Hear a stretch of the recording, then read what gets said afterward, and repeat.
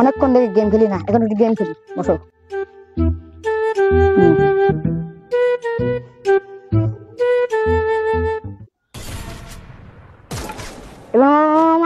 মার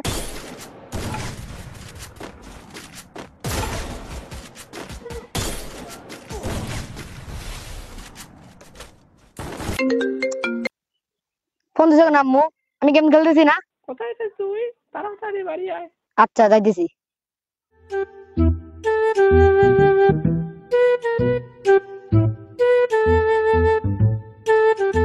সারাদিন খালি গেম খেলা, বাড়িতে কাজ কাম নাই। যা তোর নানার বাড়ি চলে যায়, এখানে থাকার দরকার নেই। যা তুই বেড়ে যা।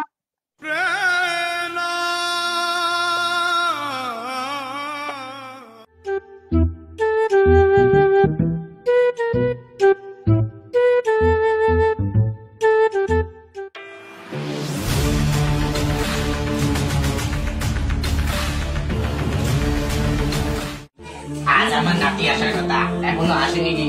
দেখি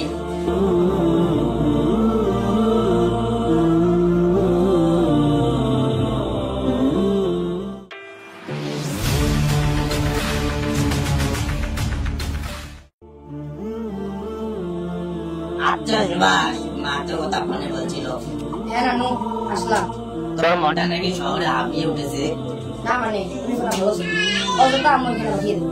আল্লাহ রোগে অনেক কিছু হয় রে সুভাষ, হয়তো এই গ্রামে কিছু আলো পাবি।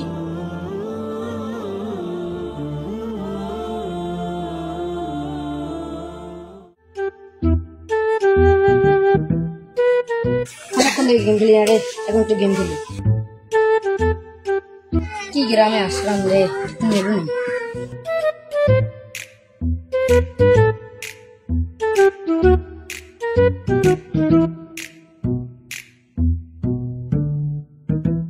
কিরে তুই নতুন নাকি? শহর থেকে এসেছিস বুঝি? একটু ঘোরার জন্য এসেছি। আরে চিল কর, সন্ধ্যার পর নদীর পাড়ে যাবো, মজার জায়গা। না ভাই, আমি যাবো না, তোমরা যাও। নে তোরা থাক, আমি আমার নানুর বাড়ি যাই।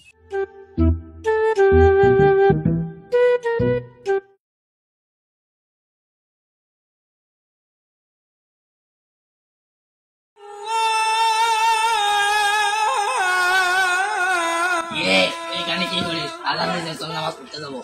না আমি যাবো না, তুমি যাও। যাবি নাকি? চল নামাজ পড়তে যাবো।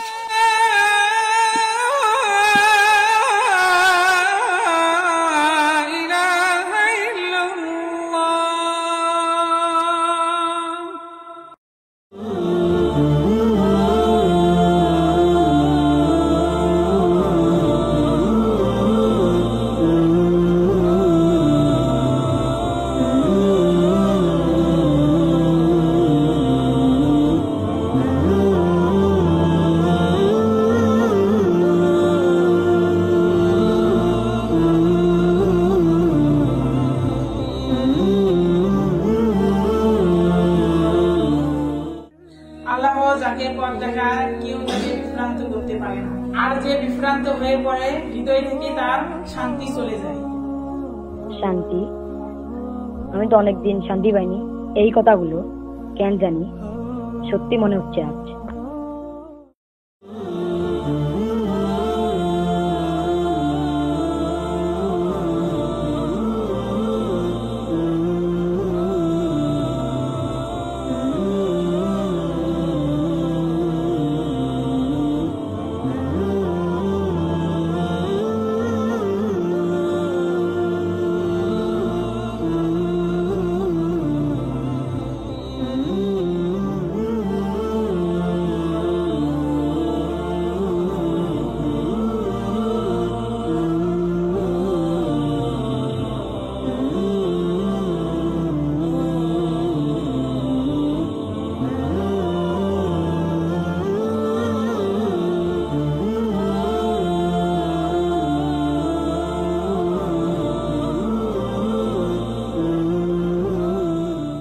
এটা কি দেখি একটু হলে।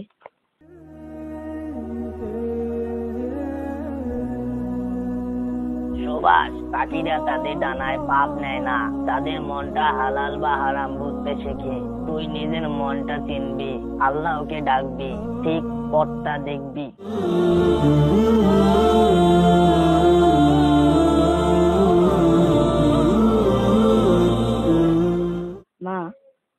বলেছিলে গ্রামে গেলে শান্তি পাবে। আমি জানলাম শান্তি মনের ভেতর। আল্লাহর কাছে ফিরে গেলে আমি আলোর পথে ফিরেছি।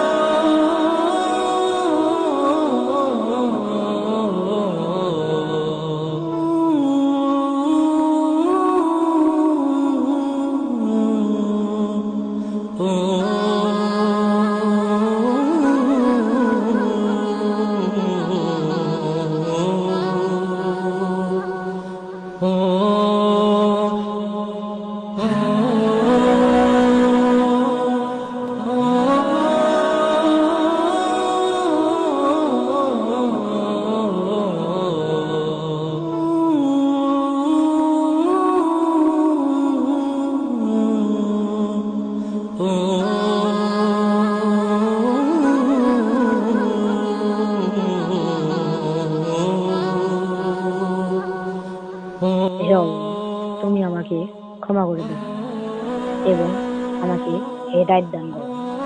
আমি যেন সারা জীবন তোমার পথে থাকতে পারি।